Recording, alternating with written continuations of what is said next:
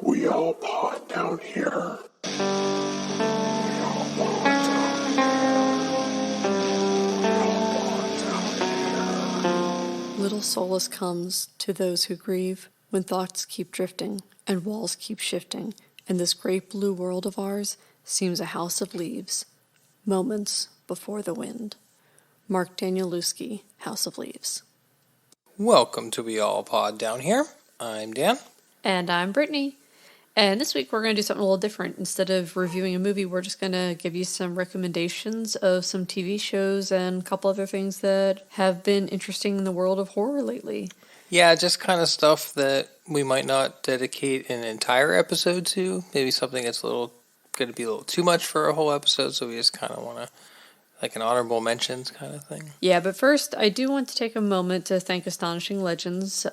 If you haven't listened to their podcast, it's amazing. If you like real deep dives into things that are paranormal or just legends of things, like they do Amelia Earhart, The Beast of Gévaudan. They talk about some supernatural stuff too, and pretty varying podcasts. Yeah, but so on their most recent episode, it was episode 231, Charles Hoy Fort, Our Supernatural Father, Part 2. I believe ours is the second segue, but I just made a silly little segue for them and was super excited to see that they actually did feature it, and they even tweeted about it, and I was fangirling to no end. It was really cool of them. Thank you so much. Their podcast is great. It's one of the best ones out there. Pretty well known. It is. But if you somehow haven't listened to it, I highly recommend. And then so for going into our TV show recommendations, I do want to say up front there will be no spoilers. Just going to give like some general recommendations and just like a very general overview of what the show's about. So the first show we wanted to talk about is Allison Borderland.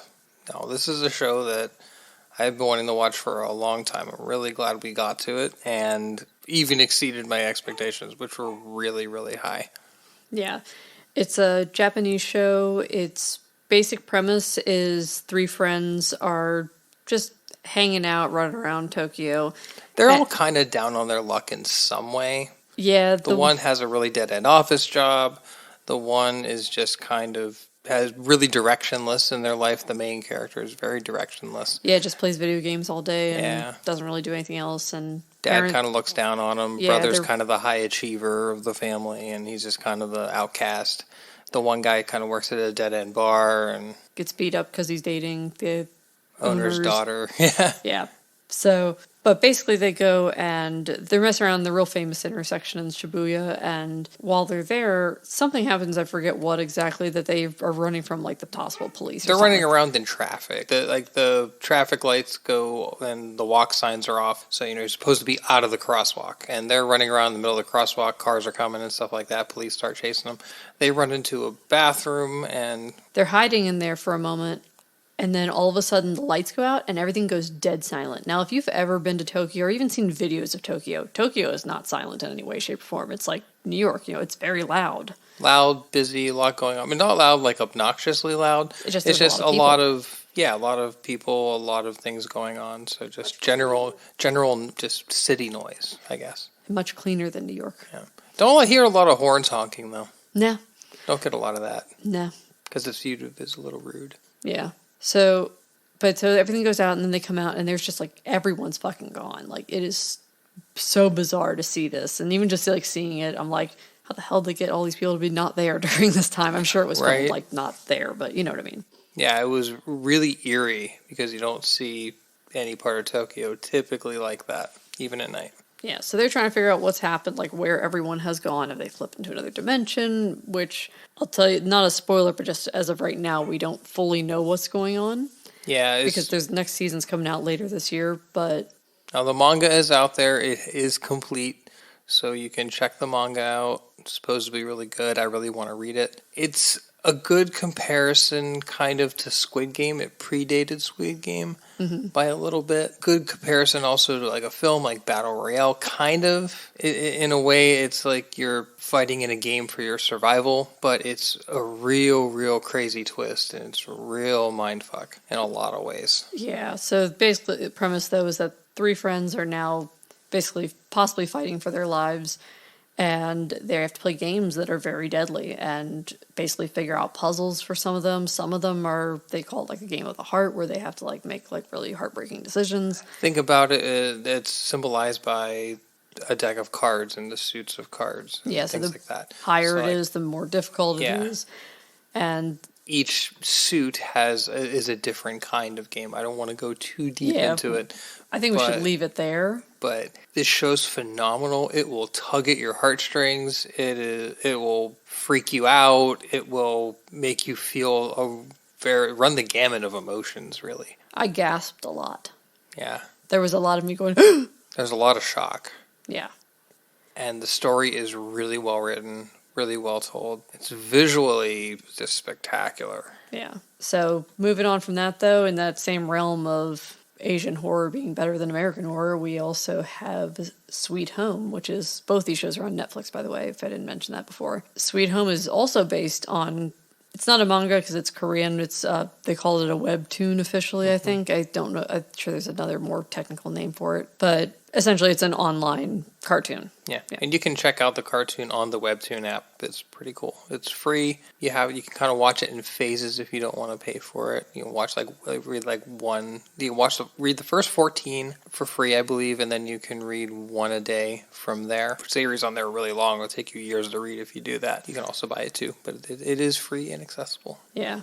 No, I don't believe it's officially been renewed by Netflix just yet. It's rumored that they're probably going to. But basic premise of this is people just start turning into monsters that are based on their desires. And we're mostly focused on this kid who is actually this suicidal teenager. It's hard to explain because it's not like people are infected. Because there's people that get scratched and bit and stuff and they don't change. It almost seems like it's just random that people are... Not like a contagion or something like that. Yeah, and it's not like they turn into zombies. No, these are actually like, they transform into like full-on monsters. It's really unique Yeah. how they portray these monsters. And there's some of them that you're not really sure like what the basis is. But man, the design is over the top and freaky. Sometimes a little cheesy in a really good way.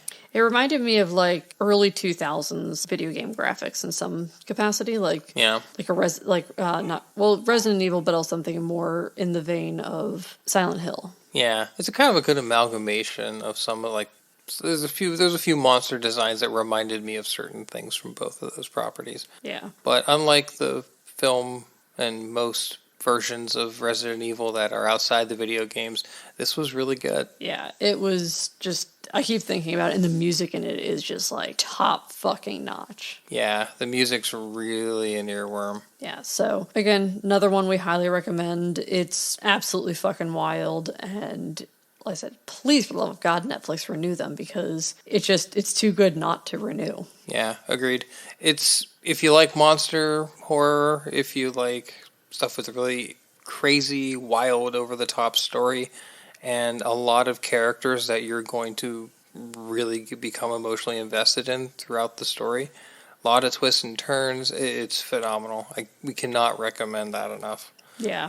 Like that and Allison Borderland are some of the best series that we've seen in quite some time. Yeah. In that same vein also, if I'm not going to go into a ton of detail because these have been out for a while, which so have Allison Borderland and Sweet Home, but obviously everyone watched Squid Games. It seemed like that was, everyone on Earth was watching it. It was the most popular show on Earth for a while. Made me really, really happy that something like that feels so niche really got mainstream attention, because it was so good that it deserved the attention. That doesn't happen super often, especially in the US here, where something really, really awesome gets mainstream attention that actually deserves the attention. Yeah. This is one of those weird anomalies that a lot of people just bought in, and thank goodness, because it deserved every accolade it's getting. Exactly. However, I will say, if I have to choose one, I think I like Alice in Borderland a little more. Are we choosing between Alice in Borderland, Sweet Home, and Squid Game? I was more thinking between that and Squid Game, but I would probably take Alice in Borderland over Sweet Home as well. I think I'd do Sweet Home over Alice in Borderland, then Squid Game third.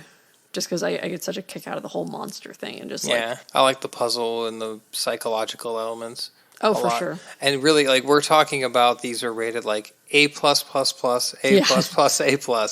These are all phenomenal. They're almost nearly flawless. So if you haven't watched Squid Game yet, take a few minutes and do that. Well, by a few minutes, I mean a few hours, but Yeah, it's an entire season of a series, and that I believe it's been renewed. it has, and it's being remade into an American version because Americans are too stupid to be able to just watch a damn show that was so popular that the entire world watched it. Like that, Train to Busan, you gotta fucking ruin everything, don't you, America? You ruined Death Note. Oh my gosh, I don't want to even talk about Death Note. I'm just gonna get mad. Watch the live action Japanese Death Notes; they are great. Or Phenomenal. read the manga or watch the anime. Yeah, the anime and the manga are like the creme de la creme. Yeah. But the live action Japanese movies are really good, so check them out. Speaking that same realm of animated things that have been turned into live action, Lock and Key is another one that is absolutely amazing. Now, the graphic novel does take a very different turn now from the show, Very different. but it's still really amazing. I'm really excited to see what they keep doing with it. It's also on Netflix. I think everything we've named so far has been on Netflix. Yeah, a lot of Netflix stuff. But they've cornered a lot of that horror series market. Yeah, like you get for like horror movies and stuff, obviously like Shudder has probably like the bulk of that, and everything else seems to be spread out for movies. But when it comes to TV shows, man, Netflix is just knocking it out of the fucking park with some of the stuff. Yeah, for sure. And for those that don't know, Lock and Key is a story about the Locke family that moves to, they moved to Maine after I think they were in California, and their father's murdered. Yeah, he's murdered, and the story kind of takes place from there, where they find keys throughout the house that can do various things. So the house they go to is called Key House. Now, in the show, I believe they call that area they moved to Matheson, because, of course, Joe Hill was behind this, which is Joe Hill is Stephen King's son. And Matheson is referencing Richard Matheson, I believe. But in the graphic novel, it's Lovecraft. But I think because there has been some negative stuff, obviously, that's happened around H.P. Lovecraft being like a gigantic fucking racist. So moving on from Lock and Key, though. Can I add something? Yeah. One thing that's a really big difference in the show as compared to the graphic novel series is that the graphic novel series is much more horror based.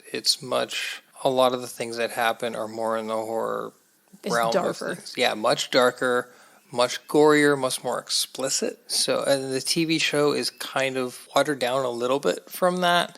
It's more made to be more a mystery kind of mystery drama, horror elements, supernatural kind of show. Has some horror elements, like you just said, but it doesn't go full bore like the graphic novel does. If I have a preference, it's the graphic novel for this one. But it's a very different story, and it takes a lot of different turns, which is cool because it's still really, really well done, but it also stands on its own. So it's not... Some carbon copies are really good. Some are not. I think this took a different turn, and it's so far doing a really good job of it. And it's unpredictable. I don't know where it's going. Yeah, So, especially with, again, no spoilers, but the way they ended the second season, yeah. I'm just like, what the fuck's going to happen now? Yeah, it just got really crazy. So Yeah, we'll leave it at that. check that one out. And then another one, for let's get into some Mike Flanagan stuff, is if you haven't watched Midnight Mass yet, obviously take the time to do that. That's another one that was actually even better than I thought it was going to be. Yeah, agreed. Midnight Mass was great. And Mike Flanagan's been on a pretty good roll. Yeah, my biggest issue, of course, with him was with Hush because, of course, his wife, Kate Siegel, who is an amazing actress, is in just about everything he does, which can be very great, but I do not believe that she should have been the lead in Hush, because they should have actually got a deaf actress for that, which they've both said that they didn't really realize, and they've realized now they need to do better moving forward, which great, but I'd still like to see something happen where they put their money where their mouth is and actually make something, but I'll get off my soapbox of that for right now. But Midnight Mass was great, and of course he also obviously did The Haunting of Bly Manor and The Haunting of Hill House, which are drastically different from the novels. They're like based on it's like they took the general concept of those novels and took a lot of the same characters and then just ran in totally different directions. There's little hat tips to the source material. Oh, for sure. Like a them. lot of the names are the same. They have there's Shirley, which obviously is based on Shirley Jackson, who's the writer of Haunting of Hill House. And Haunting of Bly Manor, of course, is based on Turn of the Screw, which if you look at the episode titles, a lot of the episode titles are Henry James' work, like a lot of his short stories and stuff like that. And they take a lot of things from his other short stories. So if you know a lot of Henry James, then it's like a million times more amazing. But even if you don't, still amazing shows, both of them. I'm looking forward to the one he's working on right now, The Fall of the House of Usher. Yeah, I'm excited to see what he does with that. If he ends up, I'm wondering if it's going to be similar to these, where it's going to be general concept of Edgar Allan Poe's work, or going to be an actual like just representation of that story. Yeah, Mark Hamill's in it, so I'm excited. Yeah, that's going to be great. I'm excited for that. Side note, though, at the end of Haunting a Blind Man, this isn't a spoiler, it's just like one line that said, the girl says, that the story that was being told the whole time wasn't really a ghost story, it was a love story. And my first thought, because there's a real famous thing that I've read before that Mark Danielewski said, which that's the writer for House of Leaves. And I was thinking with these being, Haunting of Hill House, Haunting of Blind Manor, we're dealing with like, locations that are haunted. And I was thinking House of Leaves was going to be done because Mark Danielewski once said that he had someone come up to him at a signing and said, this really isn't like a horror story, it's a love story. And he's like, you're right. But at the same time, it's utterly terrifying and just one of the most unnerving books that have ever existed. So I need to read it. And it sounds like the kind of thing that's so complex that it would be really hard to translate to another medium. That's my thing, is I was like, I don't know how you could, because I feel like the creepiness of House of Leaves is partly the way it's written. Like some things, there's like one or two words on a page, and you're meant to like be reading it quickly and turning pages and stuff. The words are like done in like weird angles and stuff like that. And some of it's like backwards, and you need a mirror to read it. And it's just like, the whole book's a goddamn unnerving puzzle, and it's it's like a story within a story within a story. So clever. So for anyone that hasn't read House of Leaves or doesn't know what it's about, essentially it's a story about this guy who finds this work of this other guy who is translating the work of this other documentary that may or may not have existed. So it's kind of like this, well, did this first thing even exist? Does this guy even exist? Does this exist? It's layers upon layers upon layers. There's like footnotes to let you know like who's talking when. So it's like him transcribing the whole story he read, which is based on, again, this possible documentary type of thing that may have existed. And it's basically about this house this family gets that seems at first just be like the TARDIS. It's a little bigger on the inside than the outside, which that alone wouldn't seem creepy, but it gets really fucking creepy. So I'll leave it at that. I don't want to spoil anything of it. It sounds like it's sort of like the principle of like a nesting doll. Mm-hmm, like a thing it is. within a thing within a thing. Reminds me of the movie Synecdoche, New York. I think I'm saying that right. A Charlie Kaufman movie. Mm-hmm. That's very much about that. It really blurs like the boundaries of fiction and reality. Real mindfuck, like pretty much all of Charlie Kaufman stuff. Yeah. But that's a movie that is utterly brilliant. Yeah. And it sounds like House of Leaves is kind of in that vein, which is really great. Yeah. Plus, I feel like if you try to turn it into a movie, it just wouldn't be scary as a movie. It's only scary when you read it, and that you couldn't make this like an audiobook. Yeah. It feels like there's unlike there's a lot of books, going on. There's a visual element. Yeah. To it, which feels like part of the genius of it. Yeah. But moving on, we just today started watching Archive 81, which is based on a horror podcast. That's going to be something that I think is going to be real fun to dive into. So, yeah. No opinion yet. We just started the first episode today. I've heard pretty much nothing but good things, so I'm excited. But it's definitely worth checking out. So far, it's kind of creepy. Yeah, I haven't listened to the actual podcast. I always meant to, but there's so many fucking podcasts I listen to, along with editing and recording our own. So, here we are.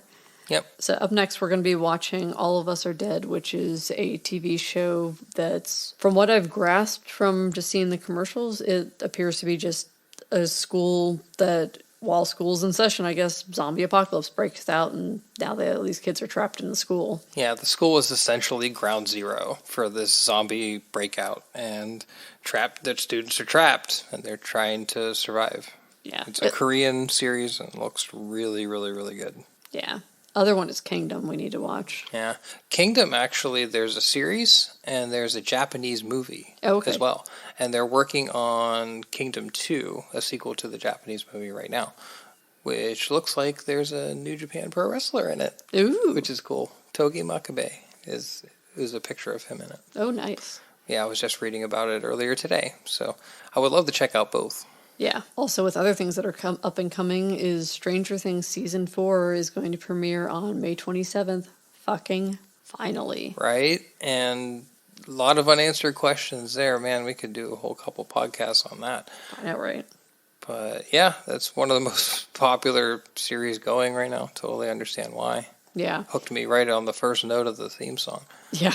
And I noticed, I saw when I was looking up, double checking like the date it was coming out, was the very first episode is called the Hellfire Club, which I feel like most people don't think of this, but for us, immediately we think of Zed Guy. Oh, of course. It's my favorite Ed Guy album, for sure. It's so good. It's not even close, actually. That's way my favorite album of theirs. Oh, for sure. Same. If you like some cheesy power metal with, it's the main guy, Tobias Sammet from Avantasia. If you like over-the-top fun power metal rock, check it out. Yeah. Check out all of his stuff. He's a genius. And he's a Bayern Munich fan. Good for you. Yay, Toby. But for anyone that doesn't know, historically, a Hellfire Club is supposed to be like this group of people. It was mostly like in Ireland this came about, but it was basically supposed to be like this secret society of people, and they were supposed to be like high societies, aka the upper 1%. But they basically would meet and do like quote unquote immoral acts. And I read something somewhere about it being associated with, I think it's called like the Order of the Second Circle, which I'm thinking, when I heard that, I was like, I don't recall that ever being a thing. And when I Googled it, nothing was coming up. And I was like, am I losing my mind? Because I thought it was associated with the Order of the Golden Dawn. But I don't know. If anyone knows how those are all connected, let me know, because I'm sure I've heard it once before and I just, for the life of me, cannot remember it at the moment. Like Astonishing Legends says, everything's connected. Everything is connected, yes. So kind of moving in a different direction, I wanted to talk about some music. So we are really, really, really, really all about music in a lot of ways. Music is so important to us. And one of the things I love the most about a lot of horror movies is the music. A lot of the really classic synth music is really inspiring. John Carpenter, of course.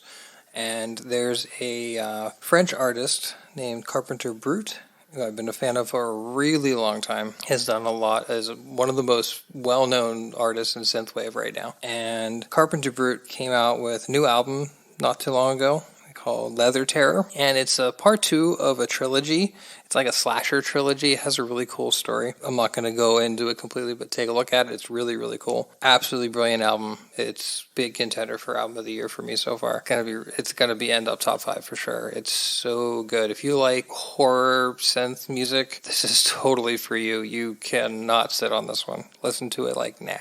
Yeah. Or as soon as the podcast is over, go listen to it. And stop the podcast. Go listen to it now. Stop. And it has some really great guest musicians. If you're familiar with underground metal like we are, Christopher Rigg from Ulver does a guest on a song, who's just utter legend in black metal and ambient music and whatnot. Tribulations, Johannes Anderson is on the title track and adds like a black metal touch to it, which was really cool. And the first single, The Widowmaker, features Gunship, who's one of the best synthwave acts out there as well. So really, really great piece of music.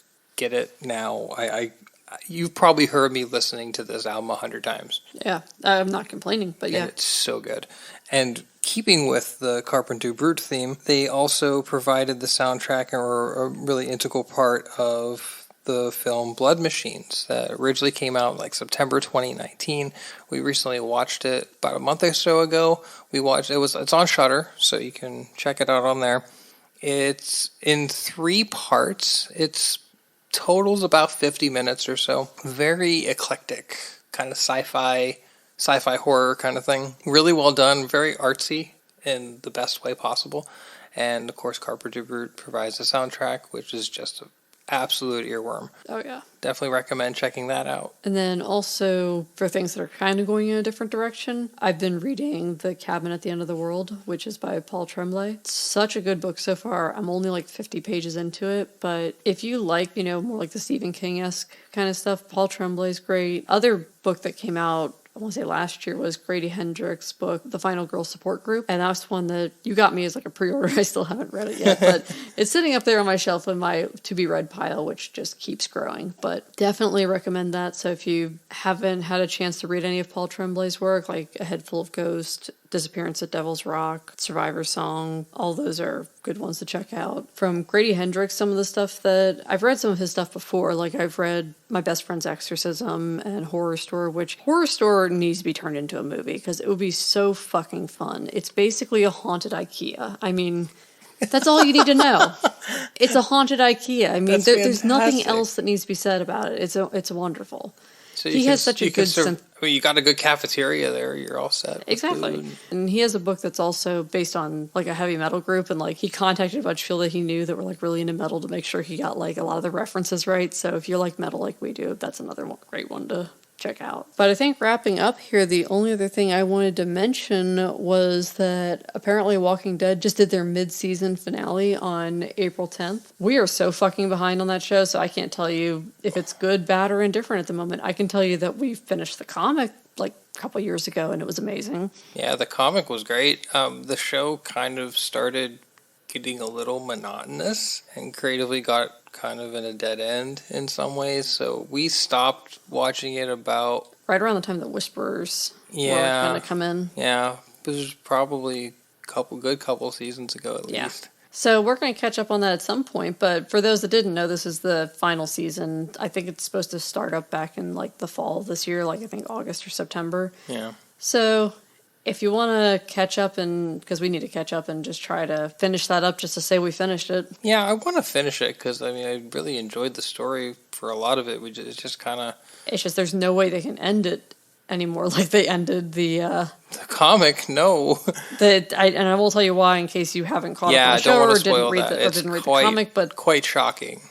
There's a lot of things that are vastly different at this point. So yeah, overall the comic's a better story, better overall arc, I think. Mm-hmm. I think the problem is they're running in circles. Well, I think the problem is that with the show, they wanted to make things different, which I understand, like, different people have died and various things like that. But that said, you also have this issue of them trying to change it and now getting themselves, like, stuck because of the fact that things have gone so different to the point that, like, the show can't even end the same way anymore.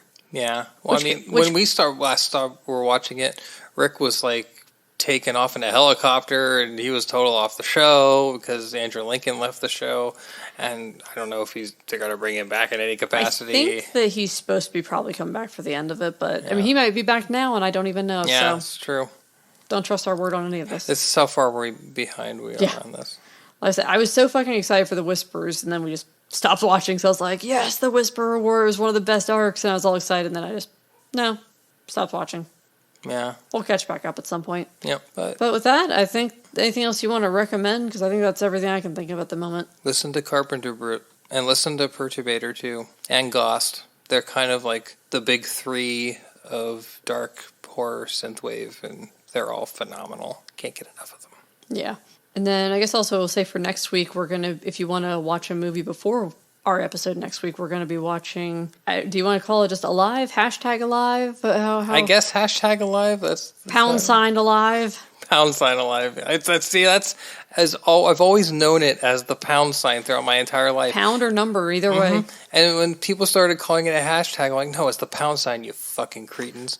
However you want to consider it, the Korean zombie film, which, in case it's not obvious, we love Asian horror because it's vastly superior most of the time. It's just the stories are just so good and unique and well carved out, and there's so much care in it, and it's not convoluted crap. At least for modern stuff, I should say, because there's a lot of stuff that isn't modern that, like, you're going back to a lot of the original, like, Halloween, Nightmare on Elm Street and stuff that obviously can't be touched. But that said, for stuff that's coming out right now, man, they're just knocking it out of the goddamn park. For sure. And one other thing I wanted to mention really quick, in the kind of horror synthwave thing, Dance with the Dead, who are absolute legends, they have a recent album, Driven to Madness, which is really, really awesome, and we're going to be seeing them live tomorrow. Woohoo! Go us. All right, well, with that, this has been We All Pod Down Here. I hope you enjoyed our recommendation episode, and we'll get back to probably our normal stuff next week, but we got some other comparison stuff coming up. We're going to compare A Tale of Two Sisters and... The Uninvited? The Uninvited, it's so forgettable. Yeah, it kind of is. In case that's not obvious which one we prefer, but... But yeah, so we're going to review this probably in a week or two, and then we're also... that might end up being like a two-part one because I have a lot to say about both of them. Yeah. But yeah, I think with that... enjoy the homework. Yeah, enjoy the homework. Let us know what you think. And if there's any recommendations that you have, please let us know. Hit us up on any of the social medias. We're on there sometimes, so... Yep, we're around. Yep, with that, thanks for listening to We All Pod Down Here. I'm Brittany. And I'm Dan. Bye. Thank you for listening. Don't forget to rate, review, and subscribe. Our logo was designed by Emmanuel Arroyo. Our website is weallpoddownhere.com. Email us at weallpoddownhere@gmail.com. And you can follow our shenanigans at weallpod on Twitter. And at weallpoddownhere on Instagram and Facebook. And feel free to suggest a movie you want us to review. Or if you just want to suggest something to make me really uncomfortable. Be afraid. Be very afraid.